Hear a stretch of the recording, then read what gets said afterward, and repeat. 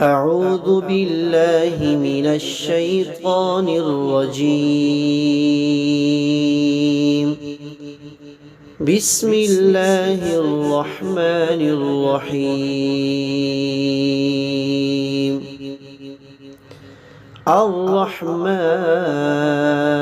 الرحمن علم القرآن خلق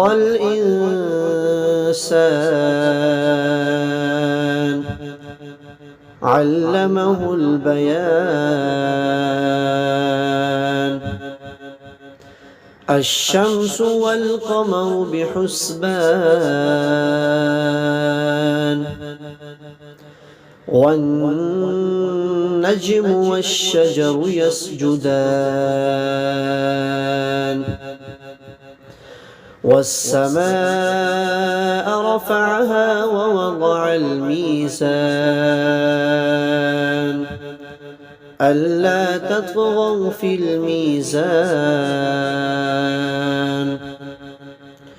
وأقيموا الوزن بالقسط ولا تخسروا الميزان والأرض وضعها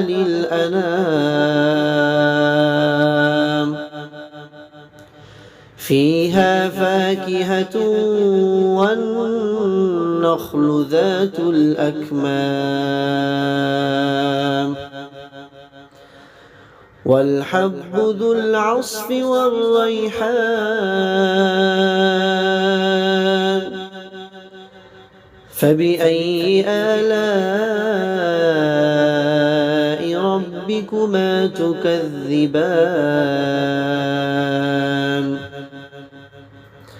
خلق الإنسان من صلصال كالفخار وخلق الجان من مارج من نار فبأي آلاء ربكما تكذبان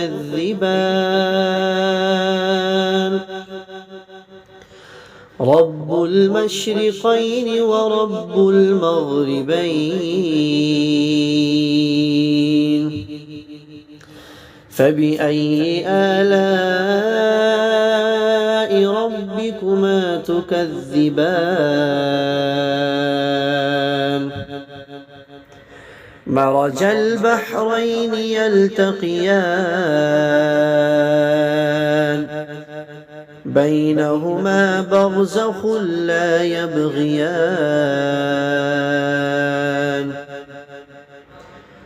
فبأي آلاء ربكما تكذبان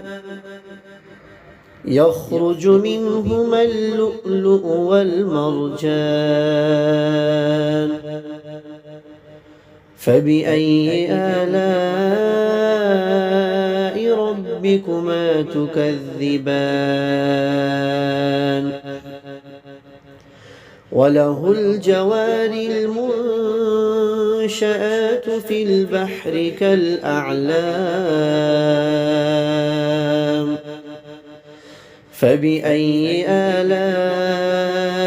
ربكما تكذبان كل من عليها فان ويبقى وجه ربك ذو الجلال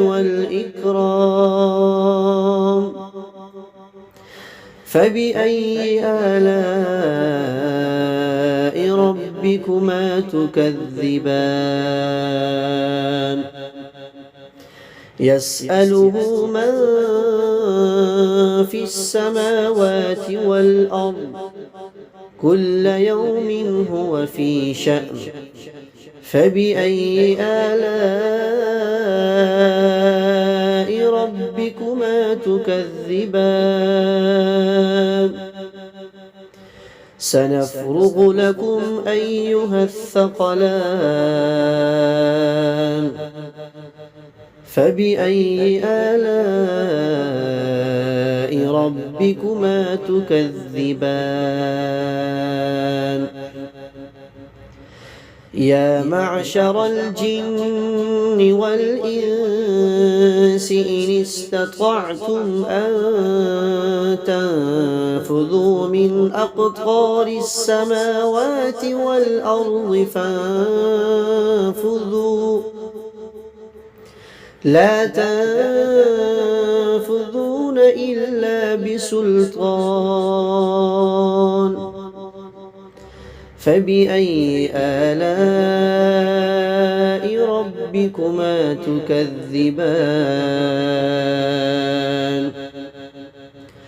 يرسل عليكما شواظ من نار ونحاس فلا تنتصران فبأي آلاء ربكما تكذبان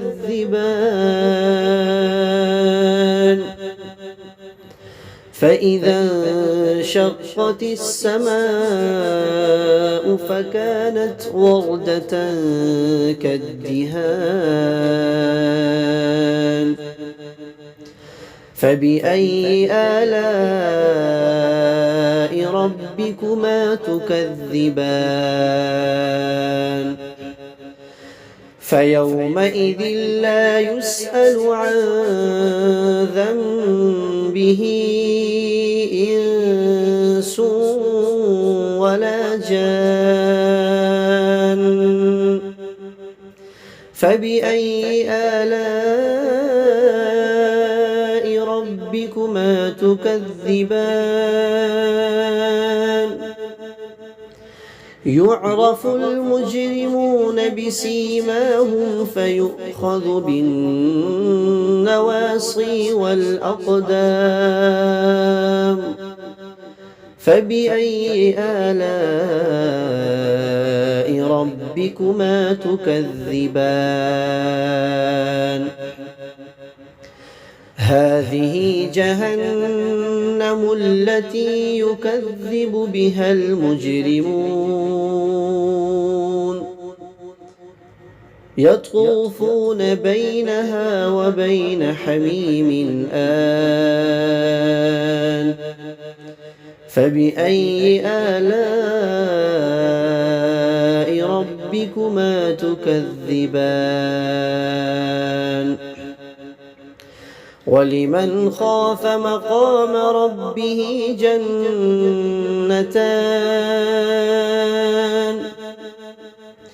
فبأي آلاء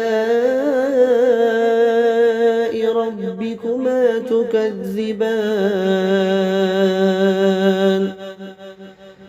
ذواتا أفنان فبأي آلاء ربكما تكذبان فيهما عينان تجريان فبأي آلاء ربكما تكذبان فيهما من كل فاكهة زوجان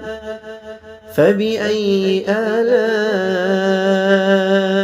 ربكما تكذبان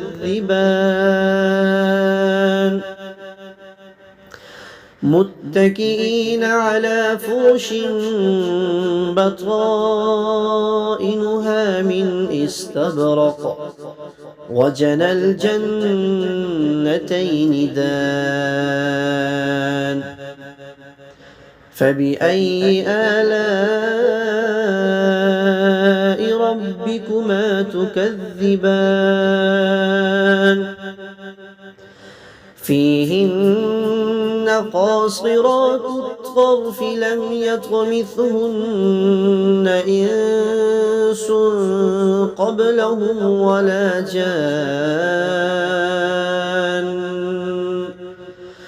فبأي آلاء ربكما تكذبان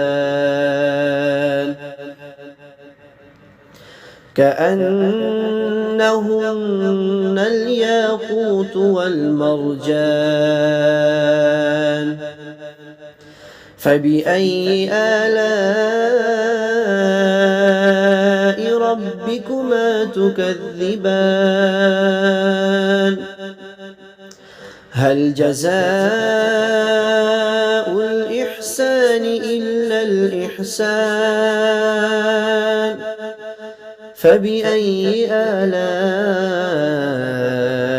ربكما تكذبان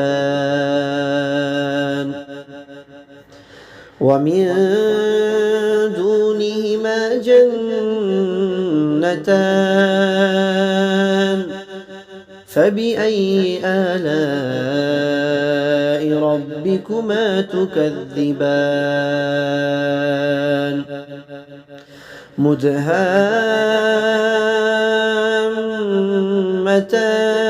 مدهامتان فبأي آلاء ربكما تكذبان فيهما عينان نضاختان فبأي آلاء ربكما تكذبان فيهما فاكهة ونخل ورمان فبأي آلاء ربكما تكذبان فيهن خيرات حسان فبأي آلاء ربكما تكذبان حور مقصورات في الخيام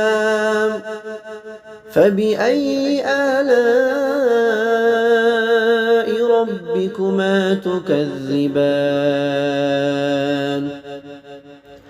لم يطمثهن إنس قبلهم ولا جان فبأي آلاء ربكما تكذبان متكئين على رفرف خضر وعبقري حسان فبأي آلاء ربكما تكذبان تبارك اسم ربك ذي الجلال والإكرام.